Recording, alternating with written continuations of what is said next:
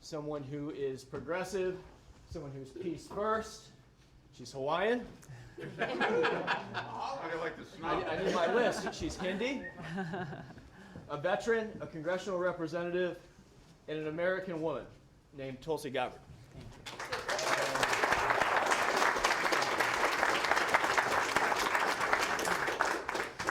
She was at the time the youngest state rep elected to Hawaii's General Assembly. She's the first Hindi woman to be elected to Congress. Many of you know her, for better or worse, as the individual who resigned her position as vice chair of the DNC to endorse Bernie Sanders.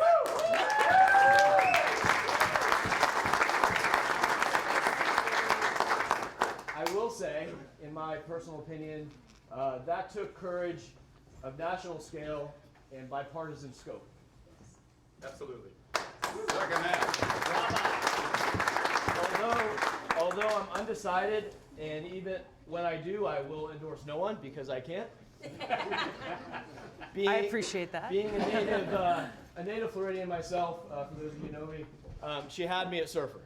So, those of you who were here the first time we had an event at Post and Beam, including our Senator Gene Deach. Yes. Hi, Gene. Thanks for being here. Sorry for the plug, but I'm going to say it till the end of time. Flip the most gerrymandered district in New Hampshire. Wow.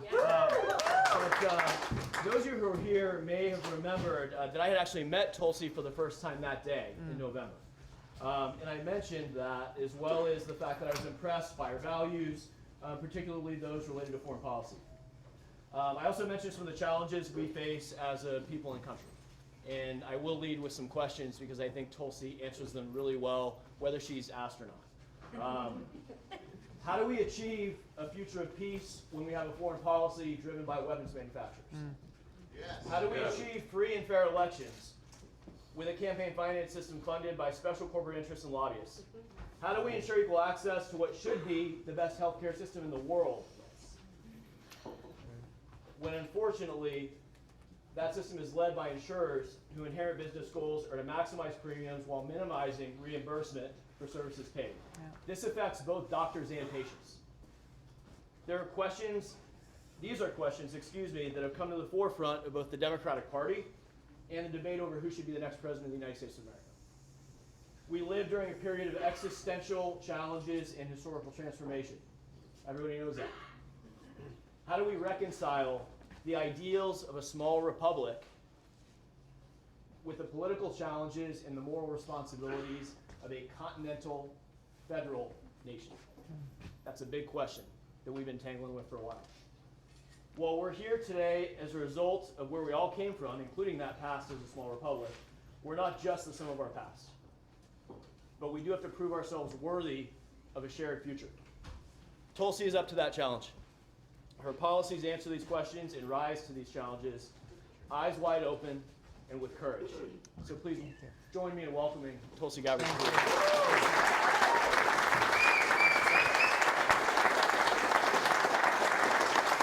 Thank you. Thank you very much. Thank you all for making the time to come out here today. Mike, there you go. Thank you very much for your leadership and service, and for really setting the stage for this conversation today. This is essentially why we are gathered here, I believe, because we are all concerned about our country. We're concerned about the state of affairs where we are seeing us as people, we are seeing our country being torn apart. How those in Washington, how you have self-serving politicians, people in positions of power and influence, special interests and greedy corporations all working to tear us apart, to pit one group of us against the other for their own selfish gain, to meet their own selfish objectives, without putting at the forefront and keeping in mind how their objectives or their policies or the things that they are trying to do are negatively impacting us, negatively impacting the people of this country. Mike touched on some of these important issues of how much the negative and corruptive influence of this big money, special interest money is having on the decisions that are being made by lawmakers in Washington, and how that is impacting our lives and making it so that so many of these challenges that we face, so many of these problems that need solving, are never solved, that they continue, that people in this country are continuing to be left behind by leaders in Washington who are so disconnected from the reality of the lives that we live in our communities every day. It is this corruption of spirit that is at the heart of these challenges we face. This corruption of spirit where people who are in positions of power are putting their own self-interest ahead of the interests of the people. This is disheartening on so many levels. It is disheartening how this corruption of spirit has taken us so far away from the vision that our founders had for us, of creating this foundation of making sure that we have a government that is of the people, by the people, and for the people. You know, these are words that we hear and repeat since we are kids, and yet we find ourselves in a place where we are so far from achieving that. We are so far from truly having a government that is of, by, and for the people. Instead, we experience every day how our government is increasingly of, by, and for the special interests, or of, by, and for the have-nots, haves, leaving the have-nots behind, of, by, and for the powerful and those who can afford to hire a high-paid lobbyist to buy a seat at the table to serve their interests rather than putting the interests of the people first. So how do we overcome this?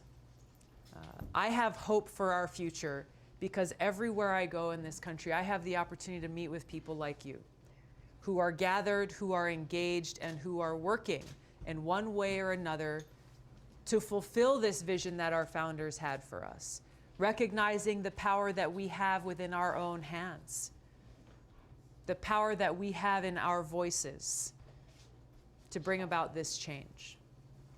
And as we look throughout our country's history, we recognize that it is only this power that we hold that has the ability to make the kind of systemic change that we need to see. There are a whole host of policies that have been destructive to our people and our planet that have been brought about by the Trump administration. There are also a whole host of issues and problems that have caused the people in this country to suffer that existed long before 2016. So our challenge and our opportunity is to think big, to really look at this vision that we want to have for our future. Be honest about the problems, the root cause of them, and how we can come together to bring about those solutions. Focusing first and foremost on people. Focusing first and foremost on how no matter where we come from, the color of our skin, the way we worship or choose not to worship, who we love, all of these different things that make us unique, when we stand together, motivated by that care that we have for each other and by that love for our country, that care for our future, there is no obstacle that we cannot overcome. There is no obstacle that we cannot overcome. We are not naive to the powers that be who are threatened by what happens when we, the people, rise up and make sure that our voices are heard. When we cast our votes, when we make sure our voices are heard on social media and regular media, in town halls, in living rooms across this country. They do all that they can to protect their bottom line, their profits and their interests, their power and their influence. But it is only when we stand together and we stand united, bringing together our voices, bringing our voices to the forefront, saying that we stand for each other, we stand for our future, we stand for the protection of our planet, that we can right the wrongs in this country and shift those priorities where they need to be. It's when we stand together that we can pass game-changing legislation like Medicare for All, making sure that we are able to provide for someone who is sick and who needs care, regardless of how much money they have in their pocket. We can bring about real change to reform our criminal justice system, to get rid of private prisons who are profiting on the backs of the American people, to bring about real reforms to where we are not treating drug addiction as a crime, but as something that we can help provide recovery and treatment to actually help people. I've introduced legislation in Congress, the only bipartisan bill in Congress to end the federal marijuana prohibition. This will do so much. This will do so much in dealing with the driver of a lot of these challenges that we're facing. Opioid addiction is an epidemic that's facing this country, and I know here in New Hampshire you are on the front lines, where people are suffering and their lives are being torn apart and destroyed because of these opioids that are being proliferated on our streets. I've introduced the Opioid Accountability Act to make sure that we have a mechanism in place to prosecute those who are responsible for perpetuating this epidemic and hold them accountable, but also to make sure that we're able to gain the benefits of things like medical marijuana, where we're seeing in states where medical marijuana has been legalized a correlating reduction in opioid addiction and a correlating reduction in opioid-related deaths. These are the kinds of changes that we can bring about by passing this legislation, by ending the failed war on drugs. We can pass legislation that makes bold investments in a green, renewable energy economy, making these investments that provide for clean water for us to drink, clean air for us to breathe, things that are basic to every single one of us. When we look at these issues within the context of putting people and our planet ahead of politics and ahead of profits, we're not talking about partisan politics. We're talking about taking care of each other. We're talking about protecting our future.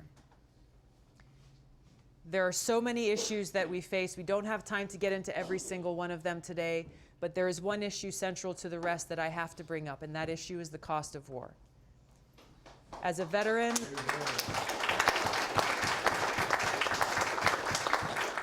as a soldier, I've served almost 15 years in the Army National Guard. I've deployed twice to the Middle East. In Congress, I've served on the Armed Services and Foreign Affairs committees for over 6 years. I've seen firsthand the cost of war, the high human price that is paid, both by our service members and their families, by our veterans who come home with both visible and invisible wounds, the high human price that is paid by the people in the countries where we wage these wasteful interventionist wars, how they undermine our national security, and the price that is paid by every one of us, a price that is often overlooked. The trillions of dollars that are being spent to wage these wasteful wars is coming out of our pockets. And these are dollars that we desperately need to provide for these basic needs of our people, of our friends, families, and neighbors. That until we take this step, until we stand up against the foreign policy establishment and the military-industrial complex and those who continue to beat these war drums from both political parties, until we end these wasteful wars and bring those trillions of dollars back to serve the needs of our people, then we will continue to see the status quo continue. We will continue to see these problems persist. We will continue to be told by politicians in Washington that, I'm sorry, we just don't have enough money to make sure you have clean water to drink. We just don't have enough money to make sure that we are investing in the right kind of sustainable infrastructure that serves us today and will serve next generation to come. We just don't have enough money to make sure that your kids get the quality education that they deserve. We will continue to be told, sorry, there is just not enough, because your money will continue to be spent on these wasteful, counterproductive wars that do not serve our interests, and they certainly do not serve the people in the countries where we wage these wars. This is why I'm running for president. I'm asking you for your support.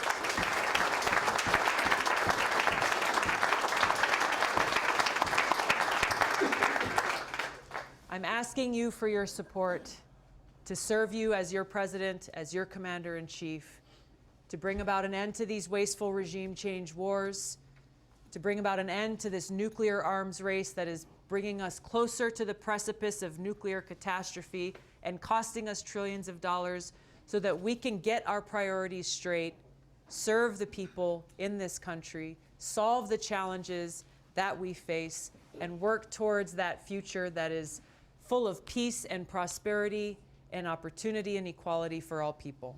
Thank you so much for being here. So great to see you. Thank you.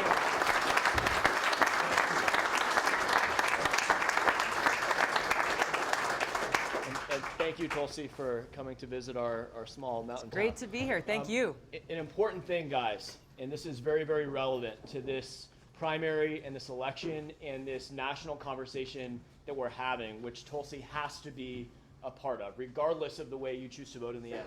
Step one is we have to get her on the debate stage along with every other candidate who does not necessarily have the advantages of corporate media and millions of dollars, funneled into their campaigns by many of the interests that Tulsi just elaborated on very well. So regardless of your situation, we're asking, or the Tulsi campaign, rather, I should say, is asking, what's the magic number? 65,000. 65,000. We need 65,000 small donors. This can be $1 or $49. We're looking for under 50. But if everybody in this room is willing to chip in and help, we will have the best national conversation we've had about the future of our country in my lifetime and probably yours. Thank so you, Mike. please consider. Thank you.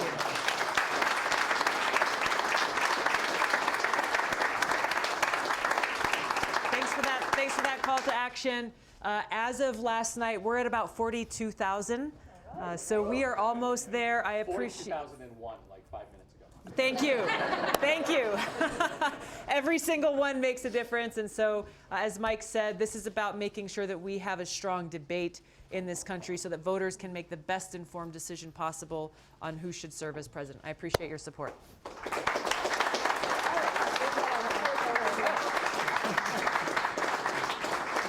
Thanks, Jean. Thank you. We are short on time, but I do want to open it up for a few questions. We probably have, we have about 10 minutes. Yes, sir.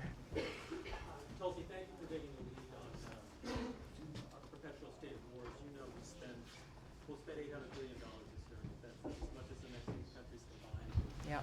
It funds 800 bases around the world for the next largest president of any country is only 10. It's financed 46 wars at complete choice since World War II.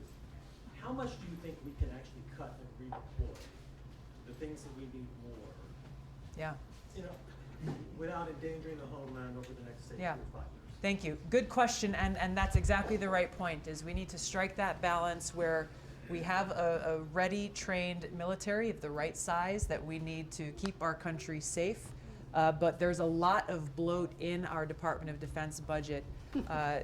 The recent numbers put out by this administration, I think, provide that case in point, where they are slashing and cutting things like education and food stamps and health care while driving up the numbers that they want to spend on defense, that they want to spend in building new nuclear weapons that further escalate the tensions that are already there because of rhetoric coming, frankly, from both Democrats and Republicans who are treating lightly the risk of increasing tensions between countries like the United States and Russia and China. What they are doing is they want to spend more of our money in building what they call tactical nuclear weapons, these smaller nuclear weapons that are far more easily deployed.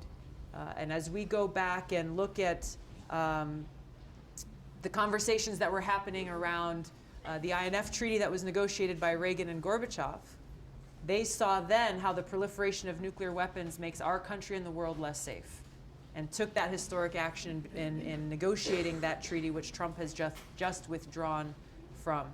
we've got to figure out what exactly the right number is. I don't think it's smart to throw out an arbitrary number, but I do know that there's a lot of money that we could be saving, that we could be reinvesting in the places that we need them in our communities, while also making sure that we have the ability to keep our people in our country safe. Yes, sir. Taxes. Yeah. That time of year.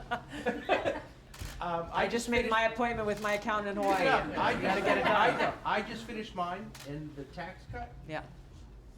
I'm in shock. I mean, what I'm paying this year compared to I'm paying twice. I don't mind paying it. That's part of the deal. But I'm paying twice Yeah. after this tax cut that I paid last year, and I'm sure as hell didn't get twice as much money this year. Yeah. Are you? In Can we raise taxes and get back to something reasonable? I think we have to make sure that our tax system is fair and that it works for the people of this country, not benefiting just the very few, as we've seen. I think the example of what is wrong with our tax policy and economic policy in this country is best captured by what we've seen with Amazon, with their over $11 billion of profit last year, paying zero taxes and getting a tax rebate of like over $120 million. So not only are you paying more taxes, so I always ask, how many, you're helping pay for their rebate. How much do their fulfillment workers make? Exactly, exactly. So these are, this is part of the paradigm shift that we have to see as we talk about the corrupting influence of money in politics, how these policies are made, where they're written, and who's sitting at the table and influencing them. There are not people who are representing our interests and making sure that our tax policy actually works for us, so that we're not paying Amazon's tax bill, and that the taxes we are paying are being best utilized to meet the needs of the people in our communities. Yes, sir. So, you have people like Steve King who are promoting a civil war, basically. I've heard this for years. I saw this very short little video this morning of it looked like a Steve Bannon hosted event. And this woman stood up with a microphone and said, well, you know, I would never want a dictator in America, but if there's gonna be a dictator, I want it to be Donald Trump. And everybody applauded in that room. And I thought to myself, okay, crazy, but no, this is a cult, and I'm just questioning, how do we deal with that? Because that's 30 or 40 million people who are out there who are just diehard supporters of this guy. It's important for us to not add fuel to the flames that they're creating. That as there is rhetoric and voices in this country who are unfortunately perpetuating a very hateful and bigoted message, that we not respond in kind. Right. Yes. This is our challenge, and it's sometimes the tougher road to take when you're dealing with that kind of vitriol, to rise above it and respond with strength and with love and with truth, and not writing people off in this country because they voted for Donald Trump. There are folks who cast that vote, or frankly who stayed home in the last election for different reasons that were not based on a racist, bigoted ideology. It's important for us as Democrats, important for us as Americans, to be able to take the time to listen, to try to understand how some of it was driven by frustration and the brokenness of our entire political process.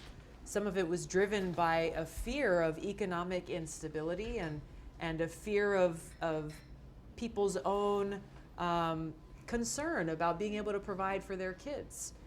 Some of it was driven by anger at the fact that they feel so far left behind by the professional political class in Washington. And I've heard this from people, that they wanted to cast a vote to just blow the whole thing up. Giant meteor, 2018. So the point is that for us to be able to come together as a country, to heal these divides, we can do so by having respectful conversations where we can recognize, hey, I might not agree with folks on a number of different issues, but the least I can do is try to understand where you're coming from and ask that you understand where I'm coming from. There's there's no one that I've come across. I can tell you in my own family, we have a lot of disagreements on politics. We have a lot of disagreements on issues. I love my family, I respect them, but we have those substantive debates. And so I think as we look at the country and our families across this country, this is how we heal those divides, by leaving space to disagree without being disagreeable. And bottom line, just we care about each other. We care about our country. And if we can gather together on that common ground and be involved, actively involved in our democracy and writing our course, putting the interests of people first, Democrats, independents, Republicans, everybody, this is how we can make the change. This is how we defeat those who are perpetuating this message of divisiveness and hatred, win in 2020, and then be able to make the changes we need to see. Right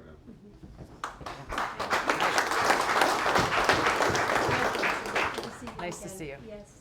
So you know a little bit about me, but I'll come to you as a mom of a gay woman and a son who voted for Trump. We talked about this. You remember this conversation? Yes, I do. And as an occupational therapist providing early supports and services to children birth to 3. So with that in mind, my passion is to make sure that we're taking care of everyone in this country by providing Medicare for all. So I want to applaud and thank you for your support for HR 1384. And if you could explain or provide your rationale for doing so, Yeah.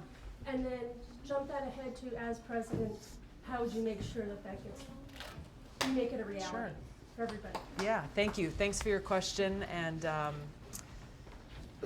should hear her story about her son, the relationship that she has. It's very inspiring. I think this just comes down to the basic principle of making sure that every person in this country can get health care that we all need and that we all deserve. It's re-looking at the way that we treat health care in this country, not as a profit-making business, but as a means to be able to take care of each other. I think this is where Medicare for All provides that platform to make sure that everyone gets the basic quality care that we need. And it seeks to eliminate the whole mechanism of this being a profit-making enterprise.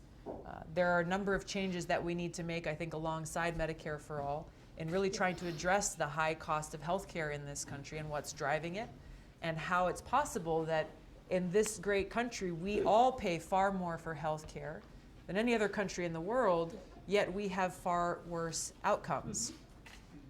I think there was a quote from Nikki Haley that got a lot of attention the other day, talking about maternal care. Yeah.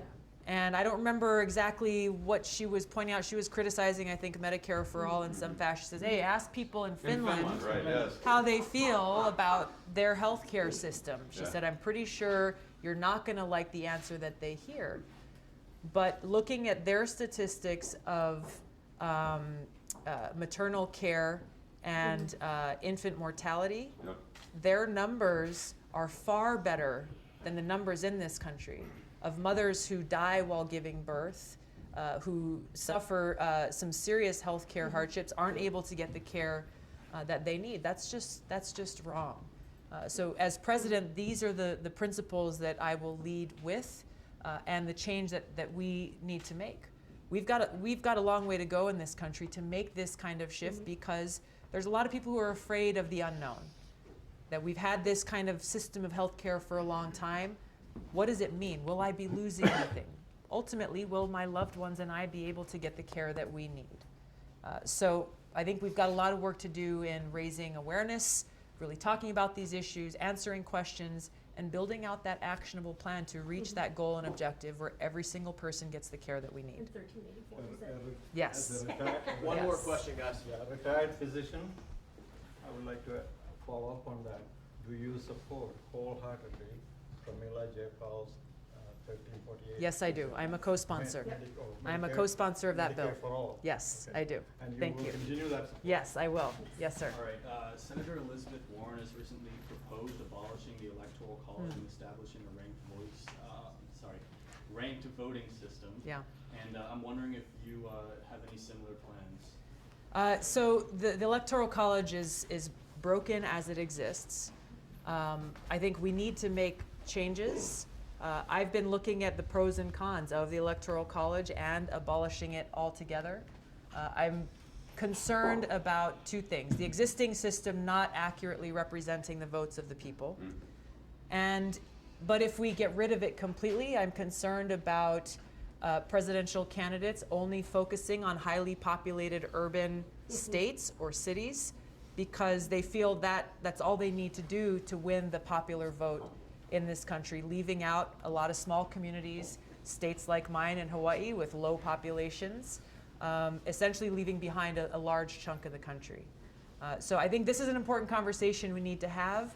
I don't think what we have is working. I also have doubts about completely getting rid of the Electoral College working. I think we got to have a real conversation of how we reach the objective of ultimately making sure that our voices are heard through this process.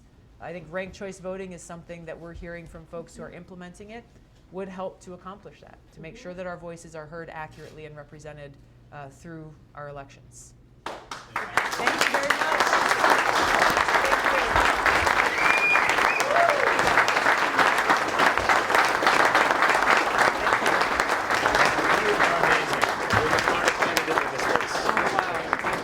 At the very least, what you and Marianne and Andrew will do is raise the level of discourse. Absolutely. We don't agree on everything. It doesn't matter that we don't agree on everything. Don't forget to put the money down. And it's time to make some changes. So I wish Thanks you for your contribution. absolutely. Thanks for being here and helping to further our collective cause. Oh my goodness! I'm going to try and see you again before you run away to the other parts of the country. Okay, well, I'll be back here a lot. Thanks for traveling 6,000 miles to hang out with the people on the East Coast. You guys are amazing. Thank you. It's nice to see you again. Thank you. Thank you. All that you guys are doing. I saw Heather last night. Did you? Yeah, she was in Jaffrey. Yeah, just making sure folks are answering the kinds of questions that need answered. Nice to see you. Thank you so much. Thank you. To give you an idea. Okay. I just had a conversation with my best friend from 4th grade.